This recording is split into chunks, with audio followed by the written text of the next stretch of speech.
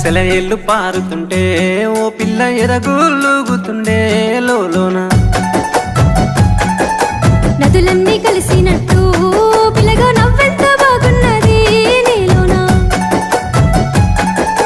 గాజుల సప్పులు గలుగల్లు మోగంగా గజ్జెల పట్టీలు గంటేసి ఆడంగా వరిగడ్డి మోపు ఎత్తి ఓ పిల్ల వయ్యారి నడుము పవే ఈ వేళ సిగ్గు